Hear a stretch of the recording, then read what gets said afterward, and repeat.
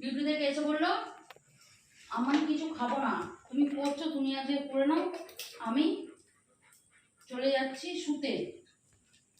ঠিক আছে, আমি আগে চিকেনটা দিই। হ্যাঁ এরকম দাও না। তুমি তোলো স্যালাডগুলো, তুমি তোলো। সব কিছু হয়ে যাওয়ার পর ওস্তাদি করতে খুব ভালো লাগে। না বন্ধুরা, আজকে সবটাই ও করেছে। ঠিক আছে, সালাড বড় ছেলে কেটেছে, হাত কেটে ফেলেছে, সালাডের সাথে হাতও কেটে ফেলেছে। সালাডের সাথে হাতও কেটে ফেলেছে বড় ছেলে। ঠিক আছে, যে এসে যাই হোক ওপরে রিল্যাক্স করলো, খুব ভালো কথা। ডিউটি থেকে এসে ঠিক আছে, ও বাবা আমি তো জানি বাবু খাবে না।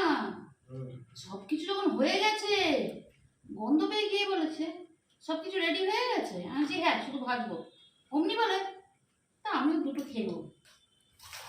দাঁড়াও দাঁড়াও দাঁড়াও, কম বেশি দেখে আবার হিসাব করে তুলতে হবে। জিনিস অল্প ছিল বুঝলে তো, মিলিঝুলি সরকারে চালাতে হবে। সেই জন্য এবার আজকে একটা ছোট মতো কোনো কৌটো ঢাকনা ফাকনা দিয়ে মাফ করতে পারতে। আর কিচ্ছু পেলাম না, বাসন গোছানো হয়নি না, গামলাতে হয়েছে না, সেই জন্য। নাহলে ওই সেরকম ব্যবস্থা ভেবেছিলাম। ওই তো ওই জন্য এক চামচে করে একটা টুকরো যদি বেশি এসে তুলে নেবো। একদম একদম একদম ভাত কিন্তু পারফেক্ট হওয়া চাই। ঠিক আছে, তাতে টিটুর পাতে একটু কম পড়ুক, কোনো অসুবিধা নেই। বাবা তবে আর তোমাকে দেখতে হচ্ছে না। তা যাই হোক, মাংস ছিল না সেরকম ভাবে। এইগুলো হচ্ছে অরিন মাংস। ঠিক আছে, চারটে না 6টা সলিড পিস বের করে নিয়েছি। বের করে নিয়ে শুনতে পেয়ে না চলে আসে, বের করে নিয়ে কষে কাষে আমাদের বানিয়ে ফেলছি।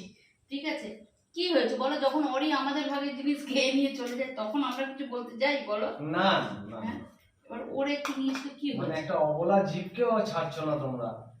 অবলা জীবটাও আমাদেরকে ছাড়ে না। অবলা জীবের ছাড়ছে বাবা, তোমার বাজে হবে, তুমি খাবে না, তোমারটা আমরা খাবো। অবলা জীবটাকে দিয়ে দেবে, বলো অবলা জীবটাকে দিয়ে দেবে। না বাবা, সহ্য করতে পারবে না এসব। অবলা জীব কেন? আমরা নিজে আছি তো। টিটুও তো অবলা, বলো তো বিটু তো আরো অবলা, চুপচাপ ফোন ধরে দাঁড়িয়ে যাচ্ছে। ওই দেখো, দেখলে? কাউ কাউ কাউ, দেখেছো? ও আরো অবলা, কাউ কাউ ছাড়া করতে চলে পারে। এসেছে, কাউ কাউ বাচ্চা চলে এসেছে। তা অরির মাংস থেকে বের করে নিয়ে কষে কাছে নিয়েছি। কালকে অরির মাংস এলে তবে অরি ভাত খাবে। ঠিক আছে, তা রাত্রিবেলা অন্য কিচ্ছু খেতে ইচ্ছে করছিল না।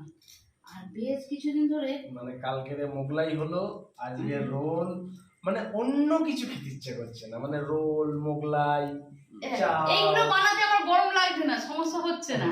কিন্তু ওই ভাত, রুটি, তরকারি এইগুলো যখনই বানাতে যাচ্ছি না, আমার যেন একটা অদ্ভুত একটা গরম ভেতরে কাজ করছে। আমার বড় ছেলে না ওখানে বলছে এবার কেটে দিই